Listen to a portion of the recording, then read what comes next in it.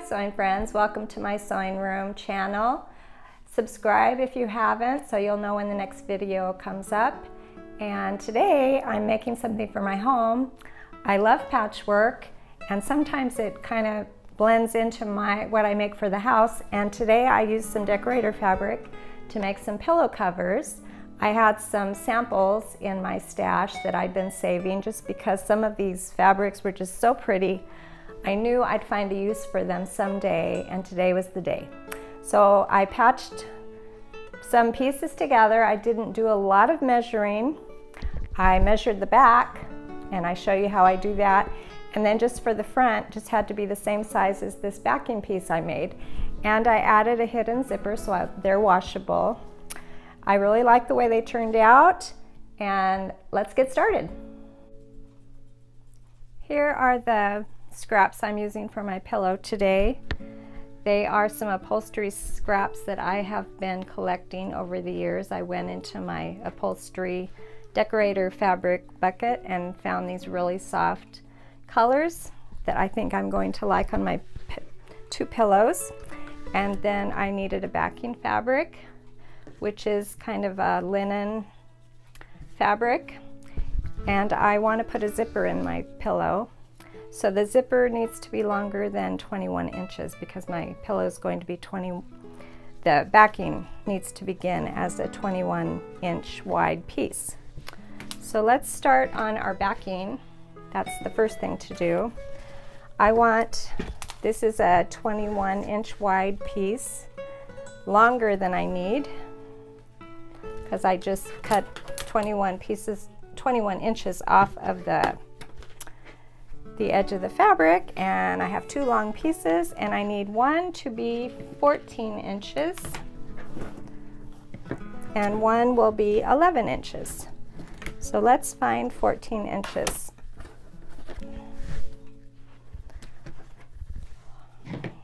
Yes. And it's right here. I'm looking at the 14 on my ruler, and I see the 19 is on my cutting board mat, so I'll use that line on my cutting mat to cut that at 14. There's my 14-inch piece, and then I will need one 11 inches.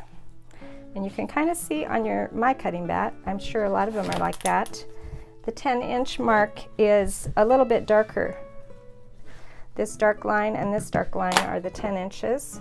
Of course, you could look at the numbers and do some math too. Here's 11 inches right here. Now we're going to sit down at the sewing machine, and I'll show you how to put this hidden zipper into the back of our pillow. The first thing to do is to take your wider piece, your 14-inch piece, and fold over a 2-inch fold right here. And take your zipper, and we are going to place the zipper face side down. I'm going to kind of center it on that edge of this edge, the raw edge, and I'm going to pin it down. We're putting the zipper on kind of upside down to start out with. And it's helpful to put the pins on this side rather than this side because we're going to be sewing right here. And then all we need to do is sew that down. So I'm sewing on this side right here.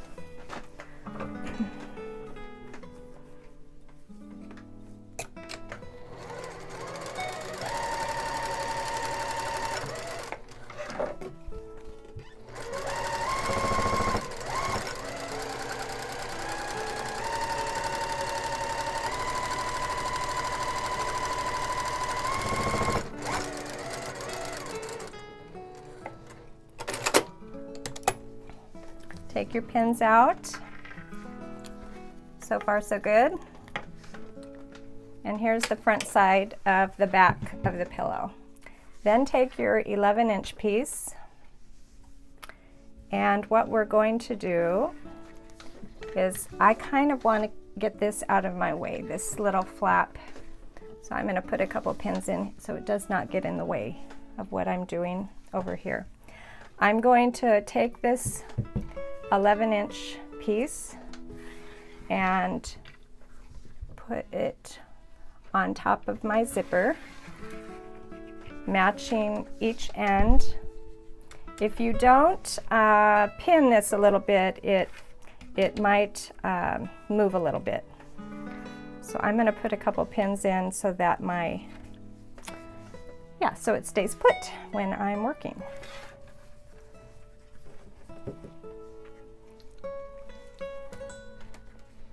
And doesn't stretch out too much. These woven fabrics, these decorator fabrics, linens, and they sometimes stretch out real easy, so use pins. And now we are going to sew that down. I have my zipper underneath and the fabric on top, and I'm making sure that I have my sewing machine foot is running right along the teeth of the zipper there. I can kind of feel them inside.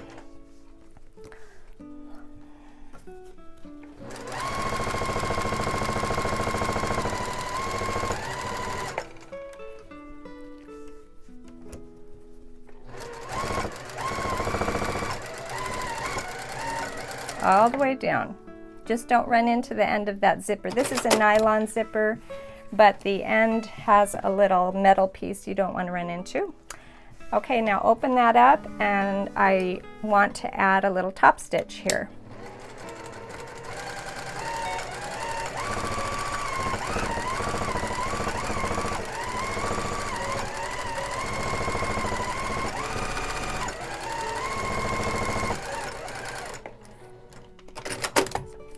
And now you can see that we have a hidden zipper. There'll be a flap inside of our pillow, and there'll be a hidden zipper. If your zipper pull is up here, you'll want to pull it down so that you don't end up cutting it off when you're done. Just this helps me remember.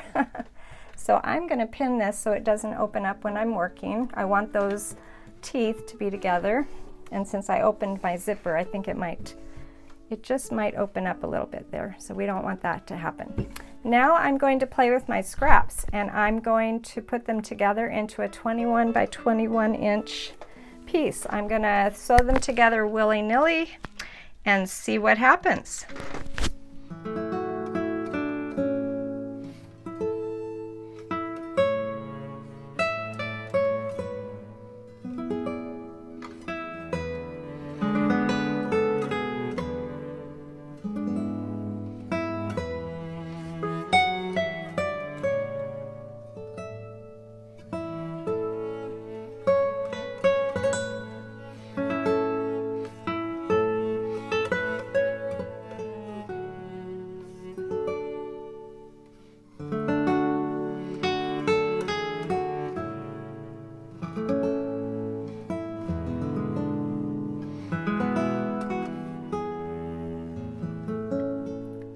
Now that I have my pillow top all put together, all the patches are sewn together, all I need to do is take the backing that I made earlier and lay it on there.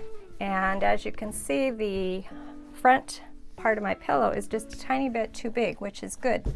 We don't want it to be too small. So I just lay it on there anyway, and I need to make sure that the front is not too small. We want at least 21 inches by 21 inches so that it fits into a pillow form. And I'm going to go around here and pin before I sew it together, and then I will sew all the way around the pillow. I will not leave an opening because I have this zipper in here. And again, I opened my zipper just a little bit. Then after I get it all sewn together, I will trim off the ends of the zipper.